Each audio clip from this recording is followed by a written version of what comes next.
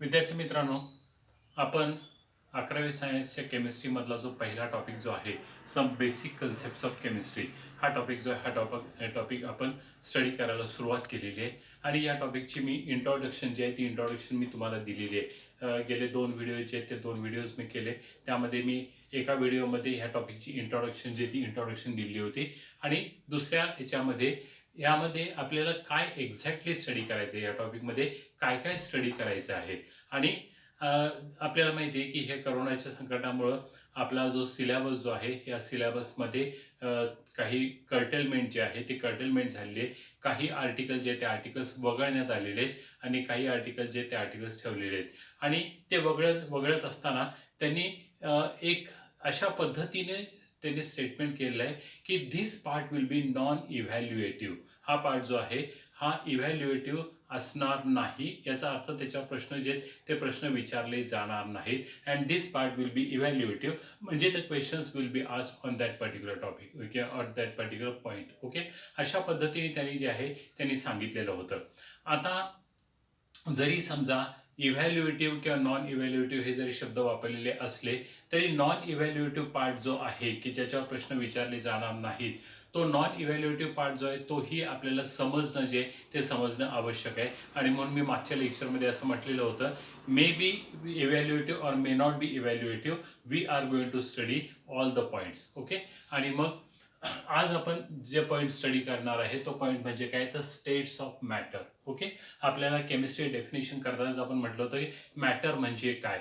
आणि आपण असं म्हटलं होतं की मॅटर याचा अर्थ काय, तर anything which we come across, कोणतीही गोष्ट की जी आपल्या समोर येते किंवा आपल्या समोर आहे, विच हॅज एक्झिस्टन्स, की ज्याला एक्झिस्टन्स आहे त्याला आपण मॅटर असं म्हणतो. And study of matter is nothing but chemistry. Okay, chemistry जे आहे ह्या मॅटरचा स्टडी आपल्याला करायचं आहे. पण ज्यावेळेला आपण मॅटर म्हणतो त्यावेळेला मॅटर हे कोणकोणत्या ह्याच्यामध्ये अस्तित्वात आहे, तर स्टेट्स ऑफ मॅटर, मॅटरचे स्टेट्स कोणते कोणते आहेत. आणि आपल्याला माहिती आहे की matter exist in 3 different states. Okay, 3 different states कोणकोणत्या, तर एक सॉलिड स्टेट, दुसरी लिक्विड स्टेट आणि तिसरी जी आहे ती गॅसियस स्टेट. सॉलिड, लिक्विड आणि गॅस ह्या 3 स्टेट्समध्ये कोणतेही मॅटर जे आहे ते मॅटर आपल्याला दिसतं.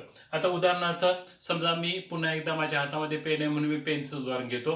हे पेन जे आहे it exist in solid state, हे जे आहे हे सॉलिड स्टेटमध्ये एक्झिस्ट करतं. म्हणजे आपण असं म्हणूया की आपल्या नॉर्मल टेम्परेचर किंवा प्रेशरला हे जे आहे हे सॉलिड स्टेटमध्ये आहे. ओके, समजा आपण पाणी जर घेतलं तर पाणी हे आपल्या नॉर्मल टेम्परेचर किंवा प्रेशरला हे जे आहे हे लिक्विड स्टेटमध्ये आहे. Water is in liquid state. ठीक आहे, आणि आपण इथं उभा आहोत, आपल्याला जरी इथं दिसत नसलं तर आपल्याला एक्झिस्टन्स जाणवतोय की इथं हवा जी आहे ती हवा आहे, and that is in the gaseous state. So any matter exist in 3 different states, that is solid state, liquid state and gaseous state. मी इथं दाखवलंय एक कंटेनर जे ते कंटेनर मी दाखवले, आणि या कंटेनरमध्ये हे सॉलिड स्टेटमध्ये पार्टिकल जे ते पार्टिकल दाखवलेत, नंतर लिक्विड स्टेटमध्ये दाखवलेत आणि नंतर गॅसियस स्टेटमध्ये दाखवलेत. आता सॉलिड स्टेटमध्ये काय असतं, the particles are tightly or closely held together. हे पार्टिकल्स हे एकमेकाच्या खूप जवळ असतात. So particles are tightly held together. These particles they have definite size and shape. त्यांना एक डेफिनेट साईज किंवा त्यांना शेप असतो. Okay, and the attraction between these particles is more. त्यांच्यामध्ये अट्रॅक्शन जे आहे ते अट्रॅक्शन खूप जास्त असतं आणि त्यामुळे ते एकमेकाच्या जवळ असतात. ठीक आहे, आणि त्यांना तुम्ही कॉम्प्रेस करू शकत नाही, कारण का, तर ते कॉम्प्रेस करण्याच्या याच्यामध्ये नसतातच, कारण ऑलरेडी पार्टिकल जे ते पार्टिकल्स खूप जवळ असतात, त्यामुळे you cannot compress them, so they are not compressible. Okay, आणि तिसरी आणि शेवटची सगळ्यात महत्त्वाची गोष्ट काय, तर हे सॉलिड पार्टिकल जे आहेत हे पार्टिकल्स यांचा जो व्हॉल्यूम जो आहे तो व्हॉल्यूम कमी ऑक्युपाय करतात. म्हणजे एखाद्या भांड्यामध्ये जर समजा तुम्ही सॉलिड जर घेतलं, म्हणजे आता उदाहरणार्थ समजा मी एक भांडं घेतलेलं आहे आणि त्या भांड्यामध्ये मी वाळू टाकली. वाळू आपल्याला माहिती आहे की सॉलिड आहे. ठीक आहे, तर वाळू मी जर टाकली तर हे वाळूचे कण जे आहेत किंवा पार्टिकल जे आहेत ते पार्टिकल्स एकमेकाच्या खूप जवळ असल्यामुळं हे कम्पॅरेटिव्हली कमी व्हॉल्यूम जो आहे तो कमी व्हॉल्यूम हा ऑक्युपाय करतात. Okay, so solids, the particles are held close together or tightly held. They have definite size, shape. The attraction between the particles is more. त्यांच्यामध्ये अट्रॅक्शन खूप जास्त असतं. They are not compressible. तुम्ही त्यांना compress करू शकत नाही. Okay. And less volume is occupied by the solid particles. So this is about solid. आणि एक्झाम्पल जर घ्यायचं असेल तर तुम्ही एक्झाम्पल काही घेऊ शकता. समजा तुम्ही आईस जर घेतलं, so ice it is in solid state. Ice जो आहे तो तुम्हाला सॉलिड स्टेटमध्ये असेल. किंवा समजा तुम्ही सोडियम क्लोराईड मीठ जर घेतलं तर it exist in solid state. किंवा शुगर जर घेतली, साखर, it exist in solid state. और कॅल्शियम कार्बोनेट CaCO3, आपण खडूची पावडर म्हणतो कॅल्शियम कार्बोनेट. किंवा silica that is SiO2, sand किंवा क्वार्ट्ज किंवा आपण मराठीमध्ये त्याला वाळू असं म्हणतो. तर हे जे आहेत हे सगळे काय तर सॉलिड्स आहेत. ओके. त्यानंतर पुढची स्टेट जी आहे दॅट इज लिक्विड स्टेट. आता लिक्विड स्टेट म्हणजे काय, तर लिक्विड स्टेटमध्ये पार्टिकल्स कंपॅरेटिव्हली सॉलिड स्टेटपेक्षा कंपॅरेटिव्हली ते थोडेसे लांब असतात. They are apart from each other. ते एकमेकापासून थोडेसे जे आहेत हे थोडेसे लांब असतात. इथं तुम्ही जर बघितलं तर लिक्विड स्टेट मी तुम्हाला दाखवलं आहे की पार्टिकल्स मध्ये जे डिस्टन्स जे आहे ते डिस्टन्स आपण सॉलिडपेक्षा डिस्टन्स वाढवलेले दिसतंय. म्हणजे लिक्विडमध्ये कसं असतं तर particles are slightly apart from each other. ते एकमेकापासून थोडेसे कमी अंतरावर असतात. ओके. आणि मग हे जे आहे हे लिक्विड स्टेटमध्ये ते काय करतात तर तुमचा जो काही कंटेनर जो आहे त्या कंटेनरचा व्हॉल्यूम जो आहे तो व्हॉल्यूम ते जे आहे ते ऑक्युपाय करतात. म्हणजे कंटेनरचा जो शेप जो आहे तो शेप त्या त्या त्या लिक्विड स्टेटला येतो. म्हणजे आता थोडक्यात काय तर समजा पुन्हा एकदा आपण एक उदाहरण घेऊया. समजा मी एखादा ग्लास घेतला आणि त्या ग्लासमध्ये समजा मी बर्फ टाकला. ठीक आहे. आता बर्फ जो आहे त्याला एक डेफिनेट शेप आहे. त्याच्यामुळं त्याचा जो काही शेप जो आहे तो शेप तो तसाच रिटेन होणार आहे त्याच्यामध्ये. पण ते जर समजा त्या बर्फाच्या व्हॉल्यूम एवढं लिक्विड मी जसं टाकलं, ठीक आहे, म्हणजे पाणी जर समजा मी त्याच्यामध्ये टाकलं. आता पाणी टाकल्यानंतर ते जे काही कंटेनर जो आहे किंवा तो जो ग्लास जो आहे तो ग्लासचा जो शेप जो आहे त्या शेप सारखाच शेप जो आहे तो पाण्याला येणार आहे. म्हणजे it takes the shape of the container. त्या कंटेनरचा जो आहे तो शेप ते घेतं. ओके. ते जे आहे ते लेस कॉम्प्रेसिबल आहे. म्हणजे ते तुम्हाला कॉम्प्रेस जे आहे ते कॉम्प्रेस तुम्ही जर समजा करायला गेला तर कॉम्प्रेस होऊ शकतं. पण ते जे आहे ते कमी. म्हणजे सॉलिड्समध्ये ते अजिबातच कॉम्प्रेसिबल नाही आहेत. म्हणजे तुम्ही कॉम्प्रेस करू शकत नाही. पण लिक्विडमध्ये तुम्ही कॉम्प्रेस करू शकता. थोडंसं तुम्ही दाब त्याच्यावर जो आहे तो दाब तुम्ही देऊ शकता. आणि कंपॅरेटिव्हली सॉलिडपेक्षा लिक्विडमध्ये व्हॉल्यूम जो आहे तो व्हॉल्यूम थोडासा जास्त असतो. म्हणजे more volume is occupied by the liquid. So this is about liquid. त्याच्यानंतर तिसरी स्टेट जी आहे दॅट इज गॅसियस स्टेट. आता गॅसियस स्टेट म्हणजे काय तर in the gaseous state the molecules are wide apart from each other. हे मॉलिक्युल जे आहेत हे एकमेकापासून खूप लांब असतात. इथं तुम्ही बघितलं असेल तर गॅसमध्ये मी दाखवले हे मॉलिक्युल्स एकमेकापासून खूप लांब आहेत. आता तुम्ही कम्पेअर करा मी सॉलिड स्टेटमध्ये किती मॉलिक्युल दाखवलेत. 1 2 3 4 5 6 7. ओके. आणि वरती जो 8 आहेत 7 आणि 15 मी हे जे आहेत हे मी पार्टिकल्स दाखवलेत. मी आत्ताच मॉलिक्युल असं म्हणत नाहीये किंवा ॲटम्स देखील म्हणत नाहीये. कारण मॉलिक्युल किंवा ॲटम हे जे आहे हे आपण पुढे हे करणार आहे. आपण पार्टिकल्स म्हणू. ठीक आहे. म्हणजे इथं जो मी 15 पार्टिकल्स दाखवले. लिक्विड स्टेटमध्ये मी 5 पार्टिकल जे आहेत ते 5 पार्टिकल दाखवलेत. आणि याचा अर्थ काय तर ते एकमेकापासून लांब आहे. आणि गॅसियस स्टेटमध्ये मी फक्त 3च दाखवले. म्हणजे काय तर in the gaseous state the particles are wide apart from each other. ते एकमेकापासून भरपूर लांब असतात. ओके. आणि मग ते जे आहेत हे त्या तुमच्या ज्या कंटेनरमध्ये तुम्ही घेतलेले आहेत ते पूर्ण कंटेनर जे ते व्यापून टाकतात. म्हणजे they are equally distributed in the container. Okay. ते कंटेनरमध्ये इक्वली डिस्ट्रीब्यूट होतात. म्हणजे ते त्या पाहिजे तसे त्यांची मुवमेंट जे ती मुवमेंट होऊ शकते. हे जे हे त्या कंटेनरमध्ये कसेही इकडे तिकडे जे हे फिरू शकतात. म्हणजे यांची कायनेटिक एनर्जी जी आहे ही कायनेटिक एनर्जी ही जास्त असते. ओके. कारण they are continuously moving in that particular container.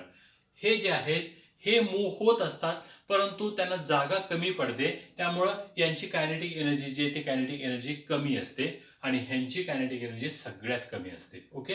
म्हणजे दिस गॅसियस स्टेटमध्ये तुम्हाला कायनेटिक एनर्जी जी आहे ती तुम्हाला मॅक्झिमम तुम्हाला दिसणार आहे. Okay. And they are wide apart from each other. They are distributed in the container. Okay. They are highly compressible. तुम्ही कॉम्प्रेस करू शकता, त्याच्यावर प्रेशर जे ते प्रेशर अप्लाय करून तुम्ही त्या मॉलिक्युल्सना जे ह्या मॉलिक्युल्सना तुम्ही जवळ आणू शकता. Okay, so they are highly compressible.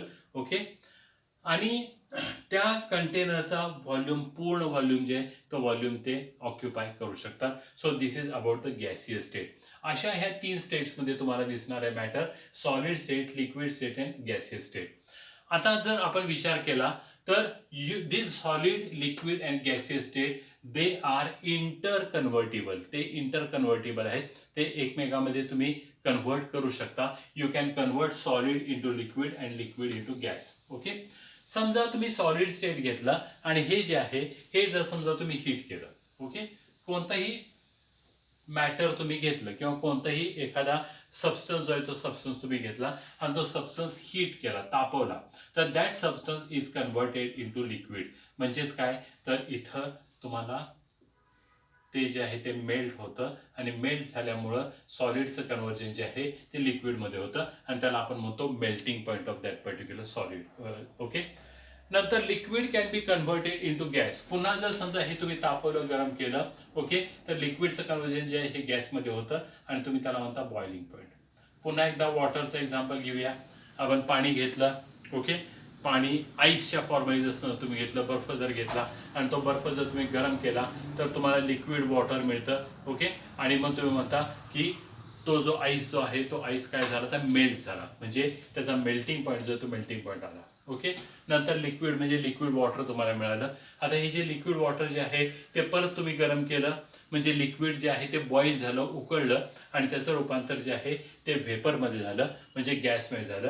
आणि तुम्ही म्हटलं की ते जे वॉटर जे आहे हे वॉटर बॉईल झालं, याचा अर्थ त्याचं कन्व्हर्जन जे ते व्हेपरमध्ये झालं, म्हणजेच काय झालं तर त्याचा बॉइलिंग पॉईंट जो आहे तो बॉइलिंग पॉईंट आलाय. ओके, म्हणजे you can convert solid into liquid and liquid into gas. So they are inter convertible. हे जे हे इंटर कन्व्हर्टिबल आहेत.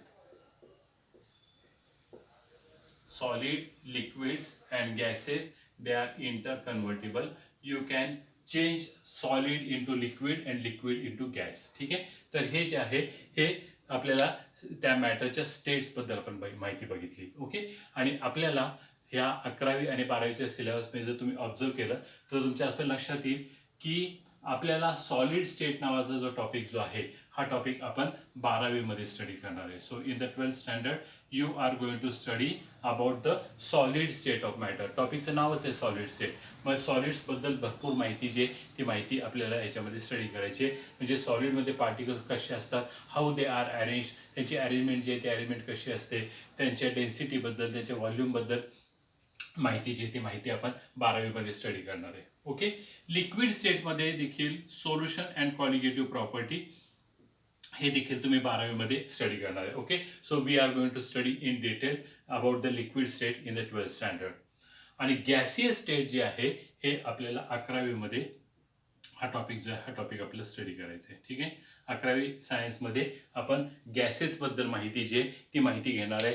गॅसेस कसे असतात, काय असतात, त्यांच्या प्रॉपर्टीज काय असतात, त्याच्यानंतर ते गॅसेस जे आहे ते गॅसेस कंबाईन होत असताना कशा पद्धतीने कंबाईन होतात वगैरे, त्यांच्या व्हॉल्यूमबद्दल माहिती जी आहे ती माहिती आपण ह्या 11वीमध्येच स्टडी करणार आहे. ओके, 11वीमध्ये एक टॉपिक आहे गॅसेस स्टेट, त्याच्यामध्ये आपण हे जे आहे हे आपण स्टडी करणार आहे. Okay, so this is about the states of matter which is evaluative. Okay, हे जे आहे हे इव्हॅल्युएटिव्ह आहे. याच्यावर प्रश्न जे आहेत ते प्रश्न विचारले जाऊ शकतात, तुम्हाला एक्झाम्पल्स दिले जातील आणि तुम्ही ऑब्झर्वेशननी तुम्ही सांगू शकता की वेदर दिस इज सॉलिड और लिक्विड और गॅस. आता समजा मी तुम्हाला असं विचारलं की सँड काय, सॉलिड आहे, लिक्विड आहे का गॅस आहे. आपल्याला माहिती आहे की सँड जे आहे ते वाळू, ओके, ती जी आहे ती सॉलिड आहे.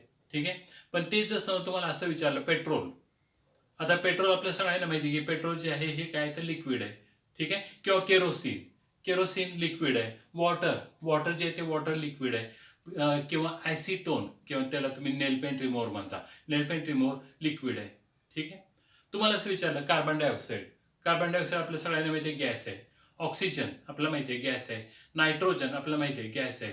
म्हणजे आपण असं म्हणू शकतो की just by observing we can find out whether that particular substance exists in solid state or liquid state or in the gaseous state. So this is about states of matter.